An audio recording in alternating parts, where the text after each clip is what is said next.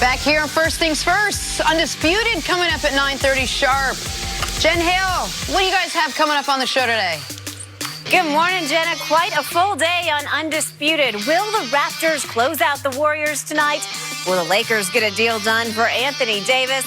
Plus, Chris Broussard in studio with us. Undisputed coming up next, Jenna. Back to you. All right, Jen, thanks. We look forward to it.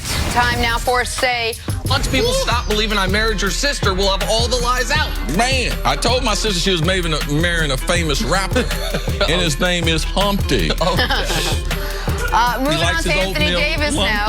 Lakers and Celtics seem to be your front runners. LA reportedly offered Brandon Ingram, Lonzo Ball, a number 4 pick. Pelicans reportedly wanted Kyle Kuzma in that package. That's the sticking point right there. On the Boston side, AD's agent Rich Paul told SI that if the Celtics were to trade for AD, he would be simply a 1-year rental. Nick, how do you see this all playing out? If this doesn't end with Anthony Davis on the Lakers, then the mismanagement, the mayhem, the disastrous offseason that the Lakers have had would have all just been a preamble to butchering a tailor-made ideal situation, which is the best available player to come available via trade. He and Kawhi Leonard of the last 5 years, 8 years, want to go further back? This is a top 6 guy, MVP candidate, 26 years old, prime of his career, perfect fit for the team, wants to be there. Other bidders are just falling by the wayside because he and his agent, Rich Paul, have executed this part of it quite well, which is there's only one place that knows they'll get to sign him to an extension, and that's Los Angeles. Yes. If the Lakers can't finish this, if Rob Pelinka can't get this across the finish line, then the LeBron James era will be a wasted one, because this fixes it. This makes the screwing up Tyronn Lue not matter that much. This makes Magic, I ain't going to be there anymore, not matter so much. Because what matters in the NBA is overwhelming talent. And if they trade for Anthony Davis, they will have the best player in the league and arguably the best big man in the league. And you can go compete for a championship with that. If not, because you want to hold on to Kyle Kuzma, or you can't figure out a team to take the number 4 overall pick to give you an asset the Pelicans want more than that, then the people running the Lakers have no viability. This can salvage all of it, and maybe foolishly, maybe naively, I think they will salvage all of this, and Anthony Davis will be a Laker before the draft. And a lot of people think 3 years ago, the Warriors go out and get Kevin Durant so he could be the kryptonite for Superman LeBron James.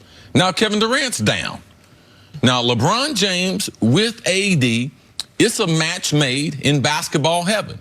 LeBron's ability to distribute the ball, also getting someone, compared to getting a guard or something, someone that can help LeBron as he gets older to protect the rim. Because LeBron is not going to be an elite defender over the course of the regular season. We will see spurts of it in the playoffs. But these are the types of things with Anthony Davis, his skill level, that would make him the perfect match for LeBron. And it would help turn around some of the things, the optics that we saw from last season during the year where they weren't able to get a trade done. It affected the younger players, and great momentum going into the 2019 regular season where the Golden State Warriors are retooling.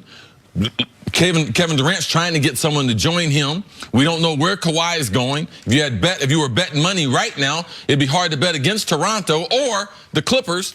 Houston is trying to make major changes. The league's in flux. We don't know where Kyrie's going. And it's a good flux. All right, it would be a good flux for the Lakers, a good opportunity to take advantage of it. And the idea that next year, even if Kevin Durant does what I don't think any of us expect him to do, but he stays in Golden State, because of this sports-wise tragic injury, they're beatable, because you can't pencil him in to even play next season.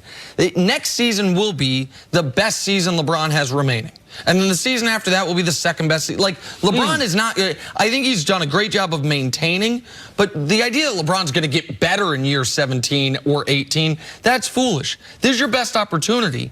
And the idea that you could pay too much for it, I just reject on its premise. If you're shopping for a house and you love it, and there's no house out there that's comparable, You want to risk nickel and diming them and have someone else come out and take it out from under you, or do you swallow hard and say, you know what, even if I'm overpaying slightly, I will? It certainly seems the only competition right now for the Lakers would be the Celtics. Danny Ainge really wants to try to get Anthony Davis without having to give up Jason Tatum. It would just be for a one-year rental, which is what Anthony Davis's folks have made it very, very clear. You think it's worth it for the Celtics? Absolutely not. If an agent was to tell you that the client is not going to sign, so what if he gets injured? What if all these things happen on your watch? Like, you're not going to present the best trade offer. I don't believe that the Celtics, Mannix has tried to convince us of something different. I don't believe that they have an offer that they can offer the Pelicans. And I wouldn't go through it, even though Paul George just changed people's mind because OKC won him over. Right now, Kawhi's in the finals. We don't know if he's going to go back to Toronto, but if you look at the last rentals, there has been success that would allow a team to say, you know something? I'm going to do what Toronto did. I'm going to take that chance. So that's the chance that he believes that Danny Ainge and the Celtics are still willing to take. I don't believe even offering Jason Tatum, with knowing the fact that he has told you he will not sign an extension, compared to I don't know. I don't know why you would make that move. The only way the Celtics would include Tatum is if Kyrie is signed up long term, and you are essentially trading Tatum to keep Kyrie and to get Anthony Davis for at least a season. But Kyrie's not going to make he didn't wait all this time to make a decision 2 weeks before free agency starts. Kyrie's not going to make his decision before July 1. The Pelicans want this done before June 20th. And Danny Ainge, our friend Chris Mannix reported last week, Danny Ainge had the opportunity to trade Jaylen Brown, the lesser of the two prospects, for Kawhi Leonard when he already had Kyrie Irving on the team and wouldn't pull the trigger on that. There is no chance. When it's one thing for a player to say, I'm going to entertain free agency. It's another thing for a player to do what Anthony Davis has done, which is make it incredibly clear, I want to be in LA. They're my number one choice. And my last choice is Boston. He made his trade demand at a time where he knew Boston legally couldn't trade for him. In that Sports Illustrated article, they singled out Boston as saying it would be he would honor his contract, then enter free agency. Danny Ainge, if you trade Tatum, which he won't do without a commitment from Anthony Davis, which he won't get, your entire bounty from that Nets heist could be out the door in a year, with and have no future. Right, with nothing to show And for why it. are the Knicks no longer a viable option in your opinion? Because Anthony Davis, that would be his second best destination, but Rich Paul and Anthony Davis have been consistent and said they will not sign the extension. He will enter free agency next summer. So now the Knicks, Scott Perry, gentlemen, they can't make the best offer. They're not going to give up Mitchell Robinson. They're not going to give up Knox or younger players. Number 3 pick. Because they don't know if they could sign him. So it could be like LeBron James is getting 2 bites of the apple. They're trying to trade for him, and you decide to trade him somewhere else. LeBron's going to get him next summer, because regardless of all these other things, general managers, players, and other places, if Anthony Davis could handpick a place he would play for the next 10 years, it would be in Los Angeles. So LeBron's going to take a hit for it.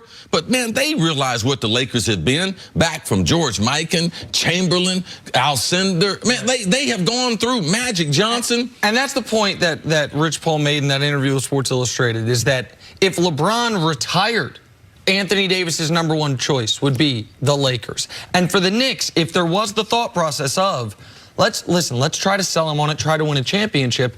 Again, incredibly, unfortunately, Kevin Durant popping his Achilles is the end of that. Right. Because he wouldn't get the year of competing for a championship, the year of playing with Kevin Durant, it would be the Knicks next year, assuming they sign KD, if they were to trade for Anthony Davis, until KD comes back, you know what they are? The Pelicans, without Drew Holiday. Right. And that's not going to sell really you on staying point. there. And so that's where I thought the Knicks were going to be a truly viable option until Kevin Durant unfortunately went down. Until that happened. And now you have to redo that math a bit, and you have to revalue that number 3 pick for your own team in what could be almost a pause year for the New York Knicks, assuming they sign KD as they await for him to get healthy. All right, let's get back to the NBA Finals now. The Raptors had a chance to close it out in Game 5, but came up just short. So tonight, series shifts back to Oracle for Game 6, where the Warriors are favored by 2.5 points, even without KD. See, what do you think? Can the Warriors force a Game 7? Absolutely. They have so much experience, the type of energy going to be in the building. Yes, they can force a game number 7. And just conventional wisdom. They're going to lose the last 3 games in Oracle? I mean, that's getting ready to happen? Because that would be amazing. But this is going to be a tough game. And can Toronto get through that first onslaught? Because the energy will be there. If I'm a Warriors player, I'm concerned that I don't attach too much emphasis to the energy of the building and more emphasis on me playing well. Because that's what I've learned. That's what's consistent with fans, no matter what. Last game, playoff game, if you play well, you can't depend on the crowd to try to carry you. It didn't carry the Raptors. They were up 6 with a little bit of time to go. Didn't get them to the finish line. This is about basketball. This game will be won on the court. It won't be won by the fan base. But I'm going to tell you something for the Raptors. It can be lost in the first 12 minutes. Yep. You let Golden State score 34 or something in that first quarter, and you get off to a slow start. Danny Green can't hit a shot. Lowry can't hit shots early. You could lose this, and we could be getting ready for game number 7 as we start quarter number 2. And that's my biggest fear. And that's what happened the last time there was a game 6 in the NBA Finals. Very similar situation. The team had been down 3-1. They won game 5, trying to win game 6 at home, force a game 7. That was the Cleveland Cavaliers against these Warriors. First quarter, 31 Cleveland, 11 Golden State, and the game was over there. So that is what Toronto has to avoid. Now, see, you said the Warriors can win it, but you don't think they will win it. You think Toronto becomes champions tonight? I think they survived the first quarter. I think Kawhi Leonard is totally aggressive the whole game from an offensive standpoint. He gets enough support. Pascal Siakam, I believe, get back to, they hold Boogie Cousins down. They hold Kevon Looney. Is he going to play in the game? Because Boogie Cousins can't play 30 minutes defensively. So I do believe that the Raptors, and what I've seen through 5 games, they've dominated this series. They have outscored the Warriors in 14 of the 20 quarters. I expect that to continue in game number 6. And Kawhi Leonard delivers the knockout blow and brings the first championship to Canada. This is incredible.